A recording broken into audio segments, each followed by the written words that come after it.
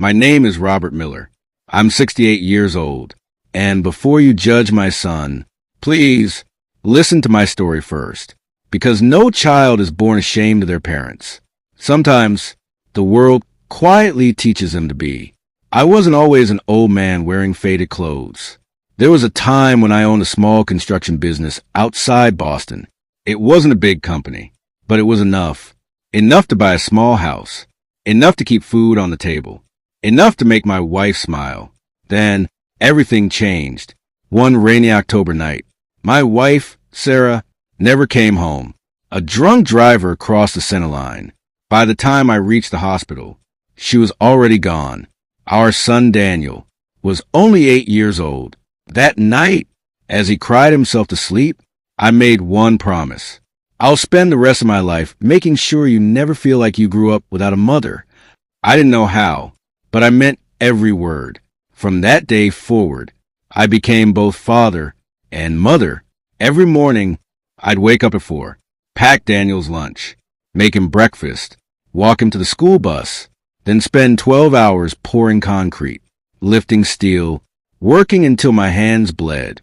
At night, I'd come home exhausted, but before sleeping, I'd help him with homework, read him bedtime stories, and tell him, you can become anything.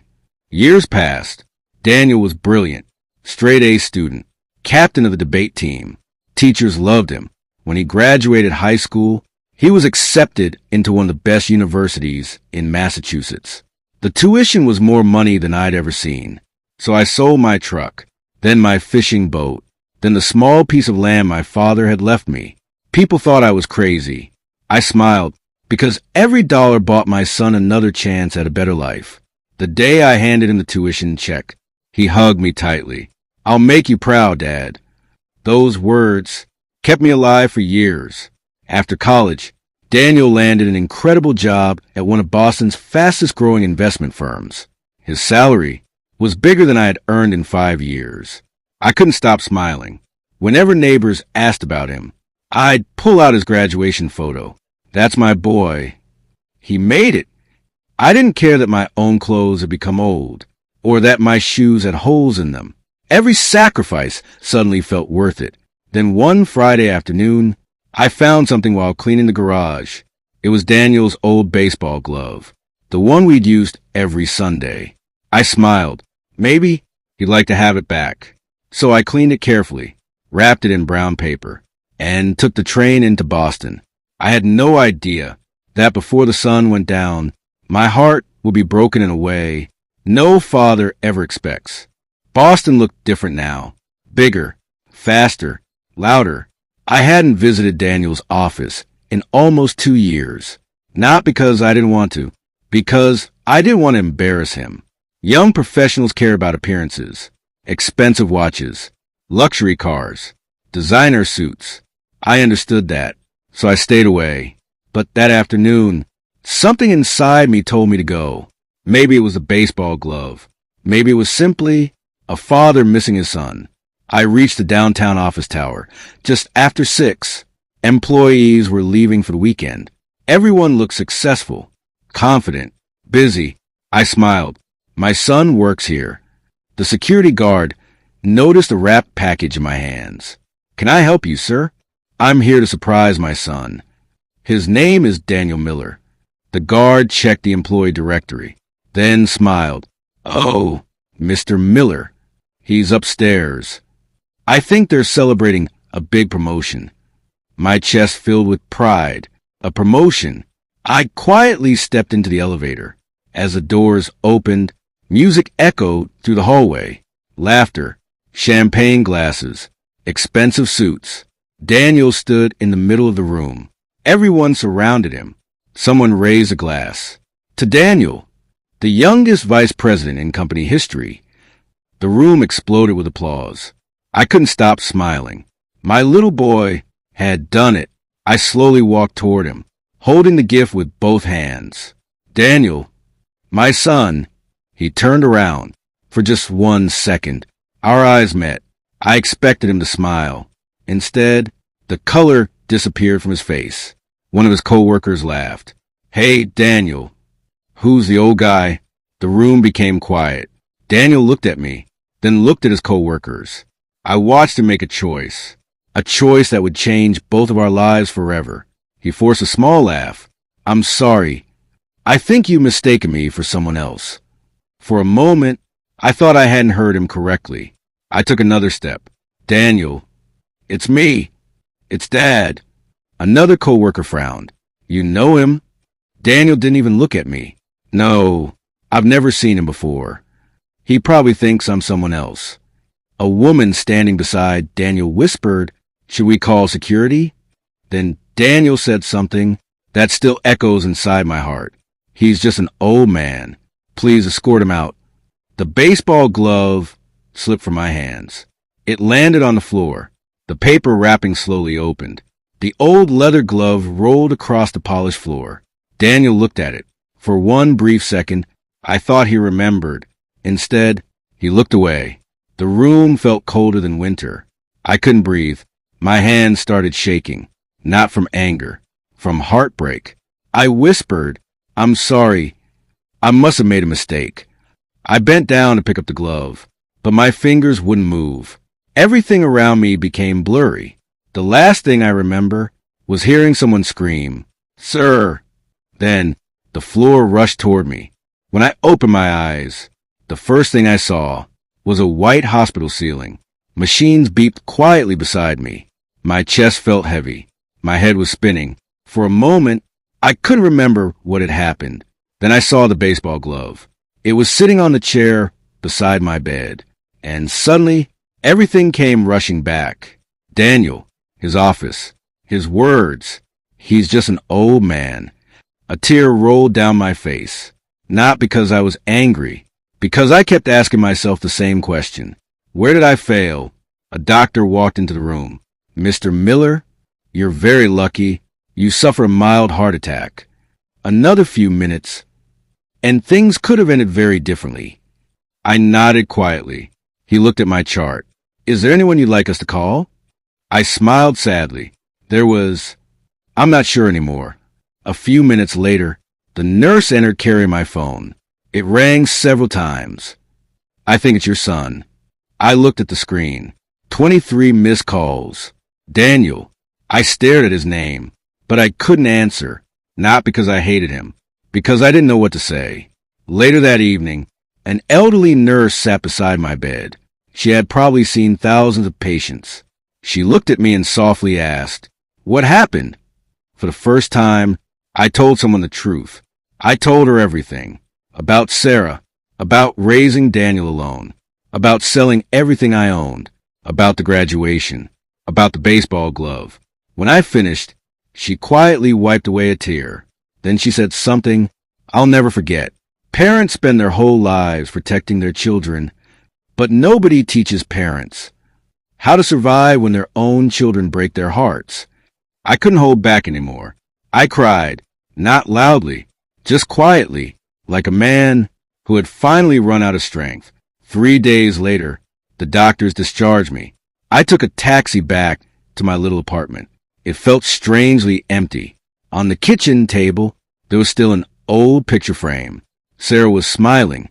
8-year-old Daniel stood beside us, holding that same baseball glove. I picked up the picture, then whispered, "I kept my promise. I gave him everything. I just never imagined one day he'd be ashamed to call me Dad." Outside, someone knocked on the apartment door. For 1 second, my heart hoped it was Daniel. I slowly walked to the door, opened it. It wasn't him, just a mailman. He handed me a small envelope. Inside was my hospital bill and a short handwritten note, paid in full. No name, no signature. But deep inside, I already knew who had paid it. The question was, if Daniel still cared enough to help, why hadn't he come home? For the next 2 weeks, Daniel called every single day. Morning, afternoon, late at night. I never answered, not because I wanted revenge. I simply needed time to understand how the little boy I had raised had become a man who was ashamed of me. One evening, I sat on the front porch, watching the sun disappear behind the trees. My phone rang again. Daniel. I let it ring. Then it stopped. A few seconds later, a voicemail notification appeared.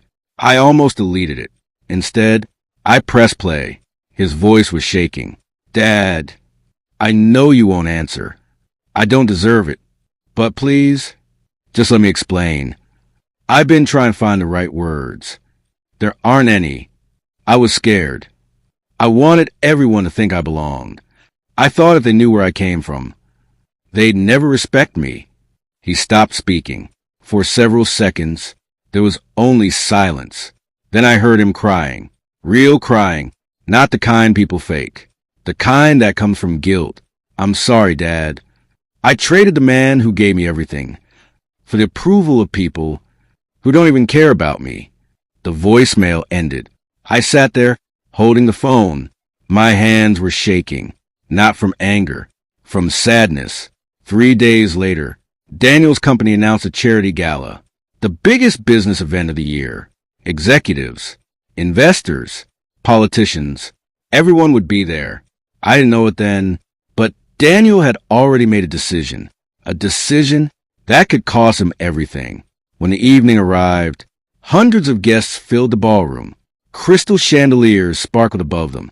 A famous television host welcomed everyone. Then the CEO walked onto stage. Ladies and gentlemen, tonight we'd like to recognize our newest vice president, Daniel Miller. The room erupted in applause. Daniel slowly walked toward the microphone. He looked exhausted, as if he hadn't slept in days. He stared at the audience, then quietly said, "Before I accept this honor, I need to tell you something." The room became silent. I lied. Everyone looked confused. I lied to every one of you. My greatest achievement isn't this promotion. My greatest achievement was having a father who sacrificed his entire life so I could stand here. The room froze. Tears filled Daniel's eyes.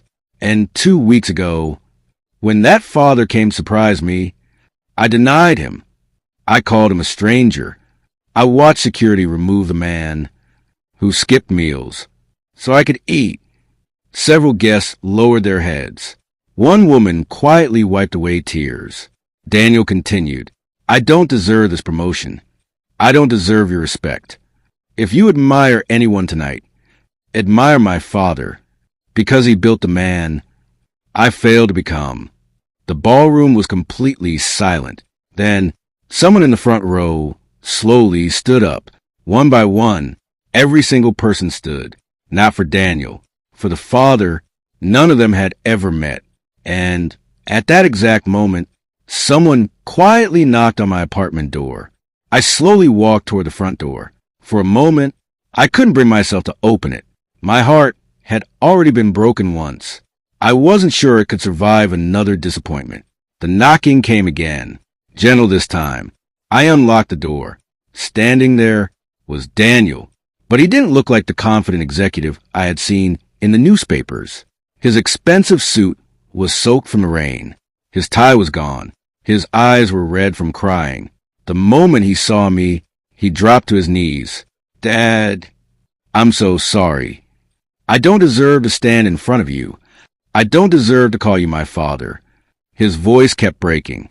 I spent my whole life trying to impress people who would have forgotten my name in a week. And I pushed away the only man who loved me before I had anything. I looked down at him. For a long moment, neither of us spoke. Then Daniel reached into his jacket. He pulled out the old baseball glove. "I found this after you collapsed. I realized you had carried it all the way to my office just to make me smile." He couldn't hold back anymore. He buried his face in his hands. I would give away every promotion, every dollar, every title, if I could erase those 30 seconds. Tears filled my eyes, not because of what he said, because I finally saw my little boy again, the boy who used to run into my arms after school, the boy who cried when he scraped his knee, the boy who once told me, "I'll never leave you, Dad." I bent down slowly, placed my hand on his shoulder. "Daniel," he looked up, "I forgave you the moment you realized what you had done. He stared at me in disbelief. You forgave me? I smiled. That's what fathers do. We carry our children's mistakes, so they don't have to carry them forever. Daniel wrapped his arms around me. For the first time in years, we cried together, not as a successful executive, an old man, but as a son and his father. 6 months later, Daniel resigned from the investment firm. People thought he was crazy. He wasn't. He started a nonprofit organization that helped elderly parents who had been abandoned by their families. Every interview ended the same way. Reporters would ask, "What inspired you?" Daniel always smiled, then pointed toward an old man sitting quietly in the front row. My father, the man I was once ashamed to introduce, is now the man I'm proud to introduce to the entire world. Sometimes people ask me, what was the happiest day of your life? Was it the day Daniel was born or the day he graduated? No, it was the rainy evening when my son knocked on my door, not as a successful businessman, but as a humble son who had finally found his way home. If your parents are still alive, call them, visit them, hold their hand, because one careless sentence can leave a wound that lasts forever. And remember, the world may admire your success, but your parents will always love you, even when you don't deserve it.